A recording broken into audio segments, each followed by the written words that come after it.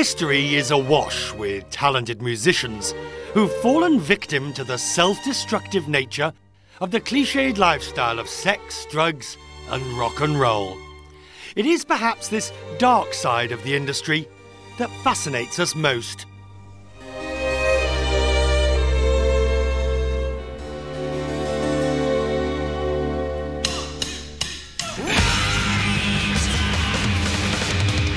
We had girls, everybody was smashed, we were loud, we were obnoxious, and we were having a blast.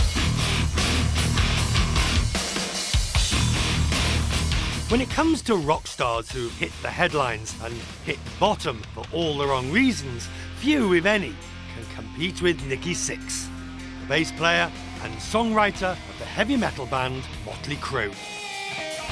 I think Motley Crue was an animal that indulged in anything and everything we could. We wanted the biggest stage shows. We wanted to consume the most. We wanted to be the loudest. We wanted to dress the loudest. That's what we wanted. And when we got it. In the 1980s, Motley Crue joined the ranks of America's biggest selling bands. If the music was outrageous, loud and heavy, it was nothing compared to the band's real lives. For Niki Sixx, with a troubled childhood and an addictive personality, this lifestyle was an accident waiting to happen.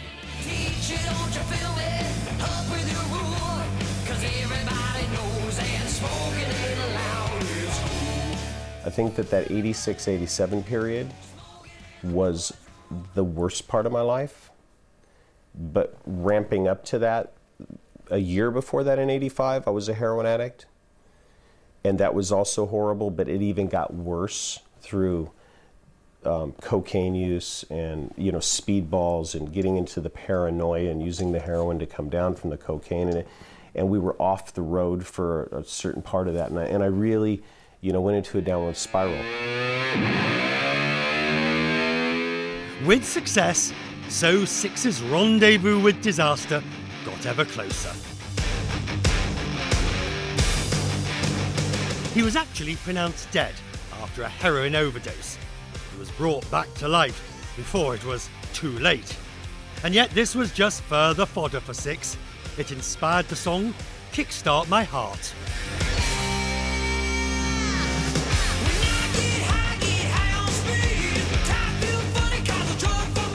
Did you ever believe that the drugs enhanced your songwriting creativity?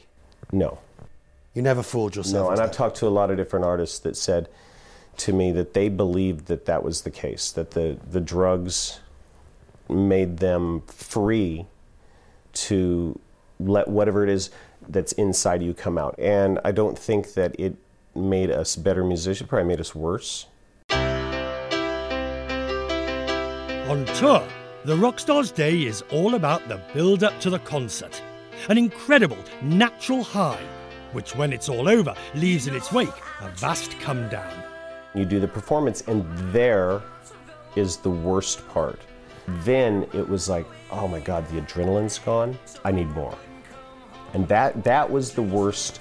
Those were on touring, those are the worst hours.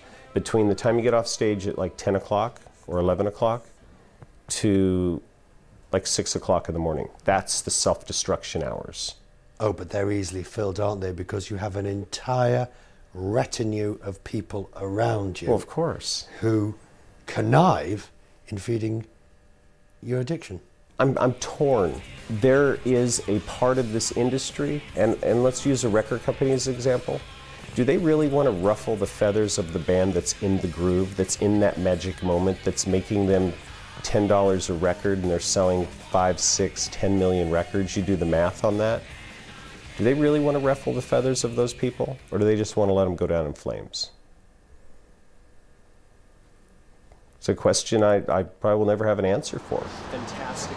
Niki Sixx is now 48 and has found a degree of inner peace. It's been 20 years since he took heroin. He has been completely clean and sober for the past 6 years. He's now publishing The Heroin Diaries. It's a 365-day account of his drug-infused year between 1986 and 87, with commentary from others who were there at the time. There's only one word to describe it: brutal. When you read your diaries and you discovered them, I don't need to ask whether you were horrified, because I suspect you were. I actually cried. I laughed. I was in shock. I was very happy that I survived it. It was all kinds of feelings. I mean, it was really amazing, because at the time when I started reading that section, I had also been glancing at 81, 82, 83, 84, you know, reading about this little baby band with a dream, getting our first record deal. But when I hit 86, 87, it stopped me in my tracks. There's nothing like a trail of blood to find your way back home.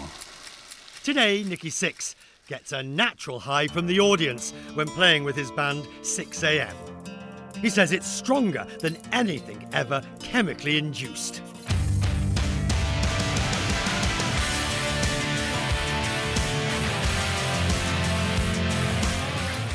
If I say the phrase to you, it's only rock and roll, what does it mean to you? You know what, I really like that, because it is only rock and roll.